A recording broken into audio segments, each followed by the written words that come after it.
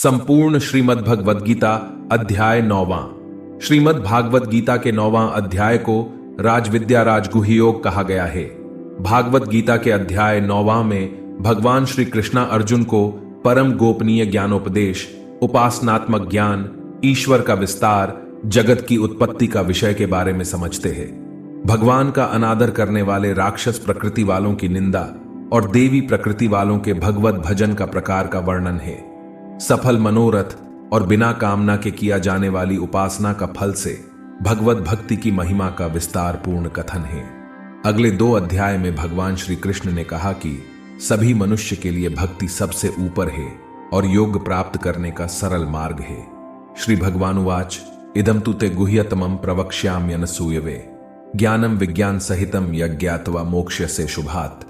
भावार्थ, श्री भगवान बोले, तुझ दोष दृष्टि रहित भक्त के लिए इस परम गोपनीय विज्ञान सहित ज्ञान को पुनः भली भांति कहूंगा, जिसको जानकर तू दुख रूप संसार से मुक्त हो जाएगा।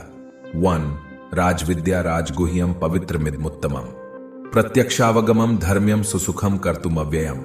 भावार्थ, यह विज्ञान सहित ज्ञान सब विद्याओं का राजा, सब गोपनीयों का राजा, अति पवित्र, अति उत्तम, प्रत्यक्ष फल वाला, धर्मयुक्त, साधन करने में बड़ा सुगम और अविनाशी है।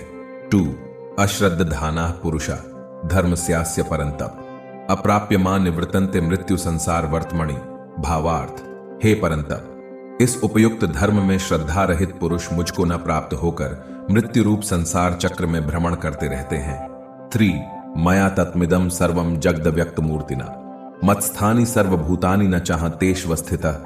भावार्थ, मुझ निराकार परमात्मा से यह सब जगत जल से बर्फ के सदृश परिपूर्ण है और सब भूत मेरे अंतर्गत संकल्प के आधार स्थित हैं, किंतु वास्तव में मैं उनमें स्थित नहीं हूं। 4 न च मत्स्थानि भूतानि पश्य में योगमैश्वरम भूत भृन्न च भूतस्थो ममात्मा भूत भावनः।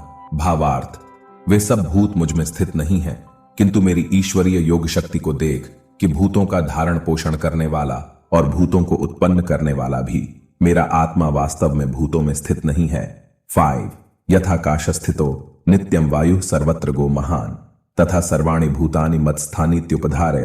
भावार्थ, जैसे आकाश से उत्पन्न सर्वत्र विचरने वाला महान वायु सदा आकाश में ही स्थित है, वैसे ही मेरे संकल्प द्वारा उत्पन्न होने से संपूर्ण भूत मुझ में स्थित हैं, ऐसा जान। 6 सर्वभूतानि कौन्तेय प्रकृति यान्ति मामिकाम कल्पक्षय पुनस्तानि कल्पादौ विसृजाम्यहम्।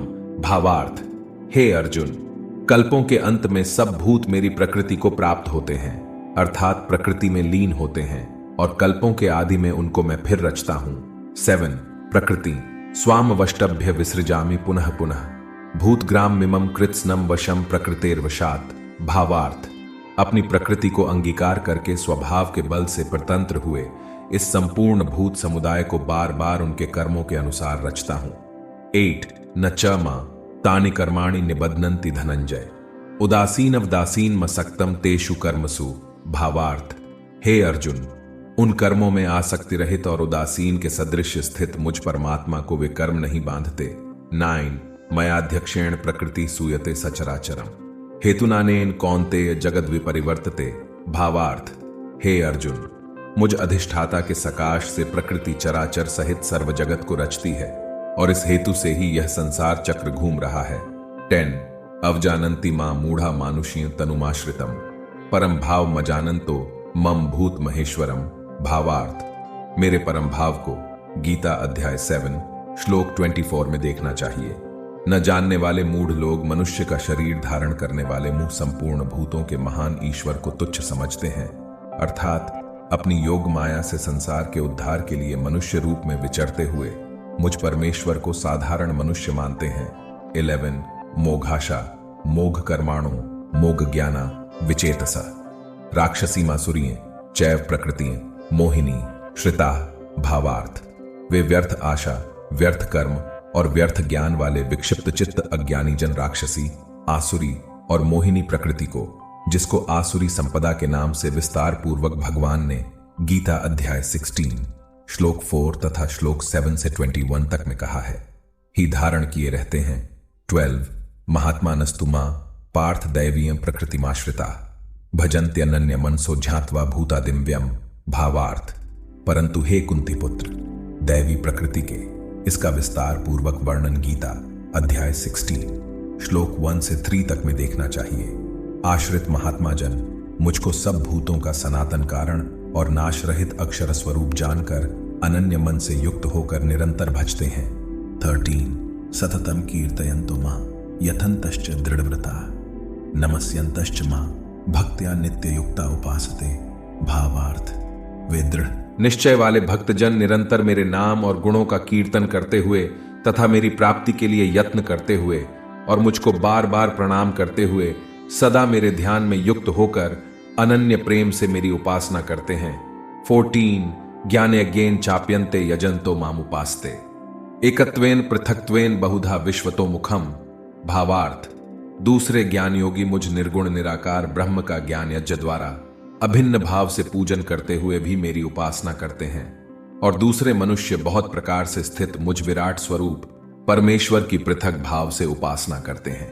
15 अहम क्रतुरहम यज्ञः स्वधाहमहम औषधम मंत्रोहमहमेवाज्यमहम अग्निरहम हुतम।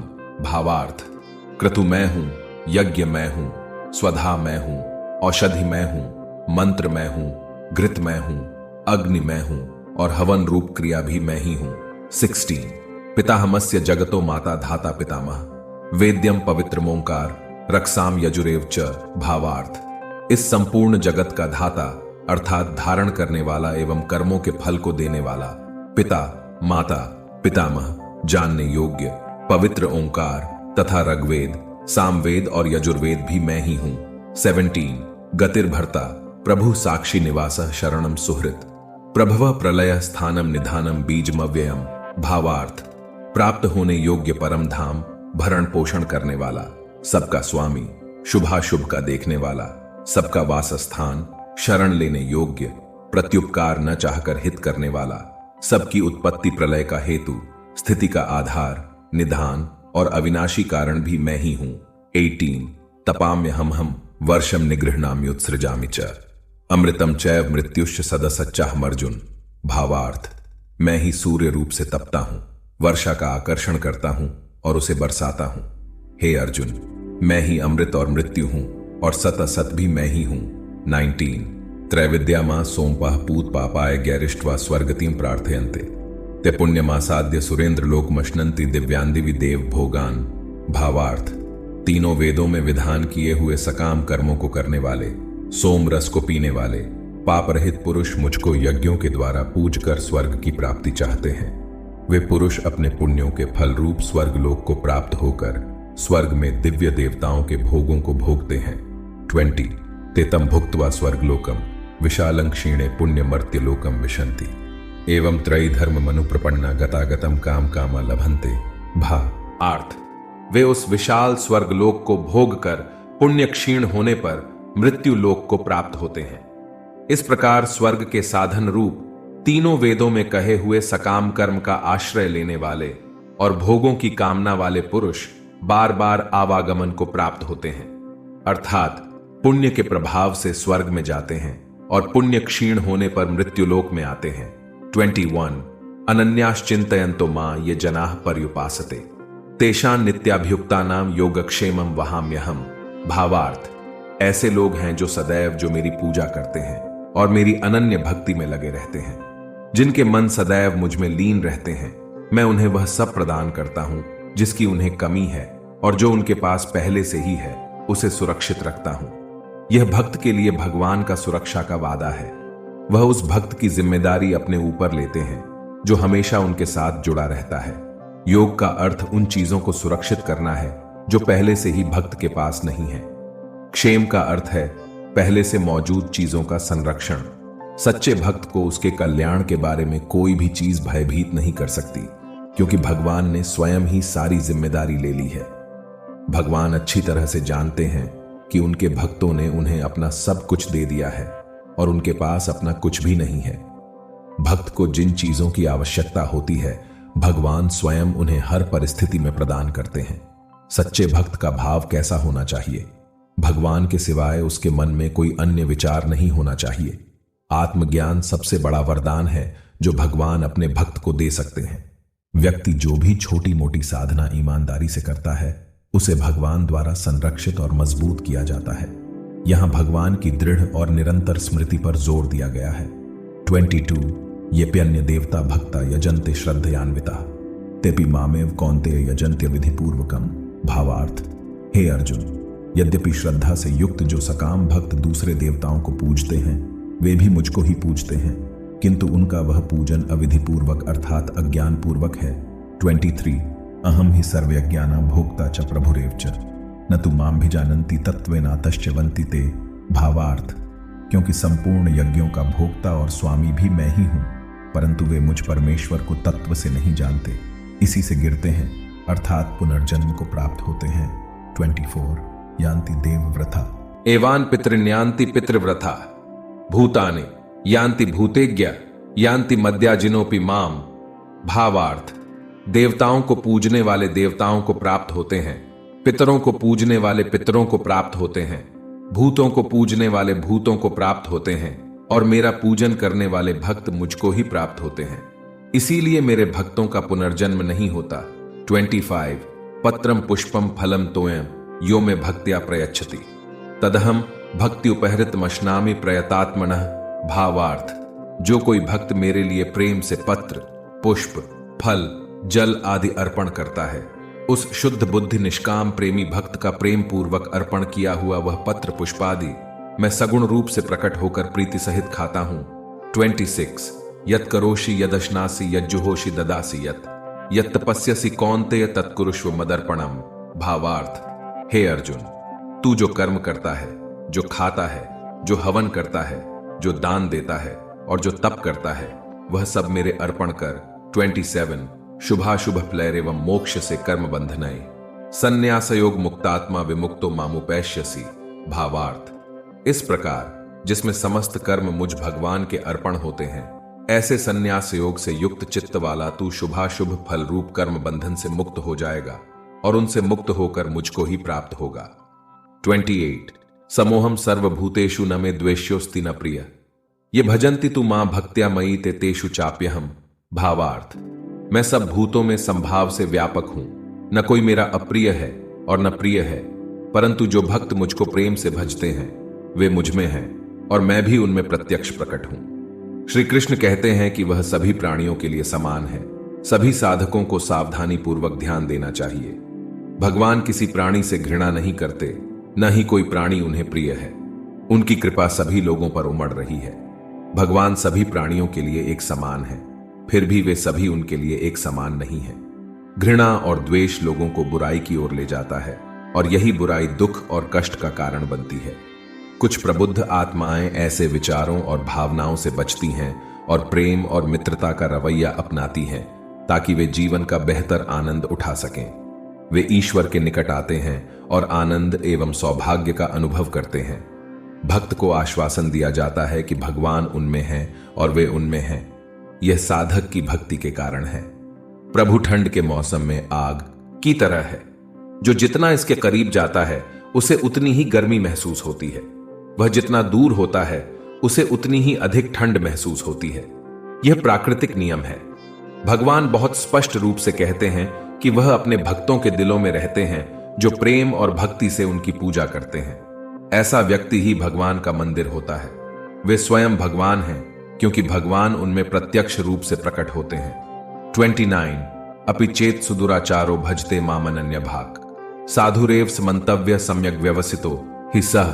भावार्थ, यदि कोई अतिशय दुराचारी भी अनन्य भाव से मेरा भक्त होकर मुझको भजता है तो वह साधु ही मानने योग्य है, क्योंकि वह यथार्थ निश्चय वाला है। अर्थात उसने भली भांति निश्चय कर लिया है कि परमेश्वर के भजन के समान अन्य कुछ भी नहीं है।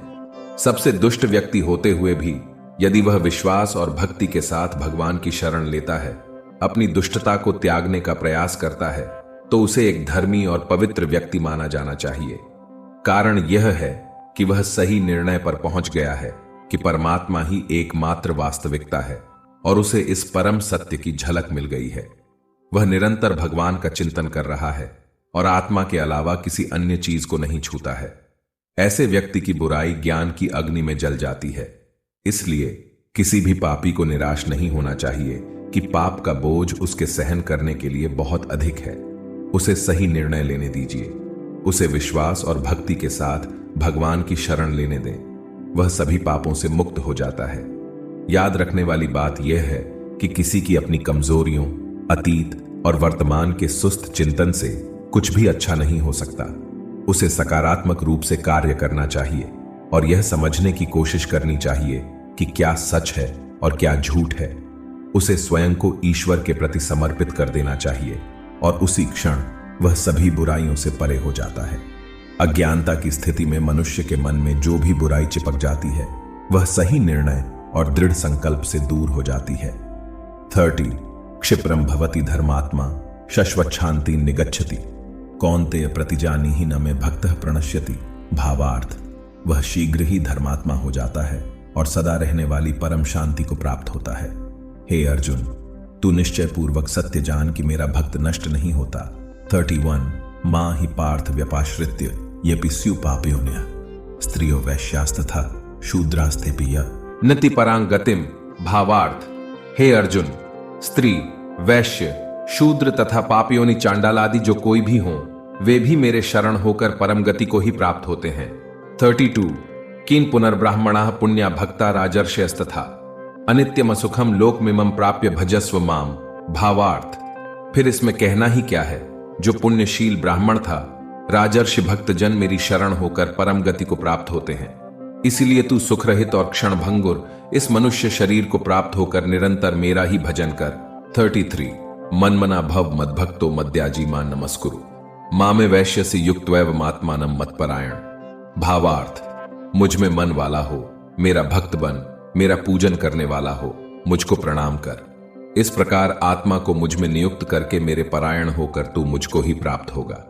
इस श्लोक में परमात्मा तक पहुंचने का मार्ग स्पष्ट रूप से बताया गया है। साधक को अपनी सभी गतिविधियों को उस एक परम लक्ष्य की ओर केंद्रित करना चाहिए। उसे भगवान के बारे में सोचना चाहिए, उसके प्रति समर्पित होना चाहिए, उसके लिए बलिदान देना चाहिए और पूरे विश्वास और विनम्रता के साथ उसकी पूजा करनी चाहिए। उसे वचन, विचार और कर्म से भगवान की आराधना करनी चाहिए। आमतौर पर मन कामुकता के दायरे में भटकता रहता है। इसे संसार से हटाकर आत्मा में केंद्रित करना चाहिए। यह आत्मा के गौरवशाली गुणों का चिंतन करने से संभव है। इस तरह के चिंतन से भगवान के प्रति प्रेम और आराधना विकसित होती है। इस प्रकार निरंतर आनंदमय और सर्वदा गौरवशाली आत्मा के बारे में सोचते हुए मनुष्य खुद को सर्वोच्च के साथ एकजुट कर लेता है। वह पूरी भक्ति और विनम्रता के साथ उनकी पूजा करते हैं। 34 अध्याय 9वां संपूर्णम।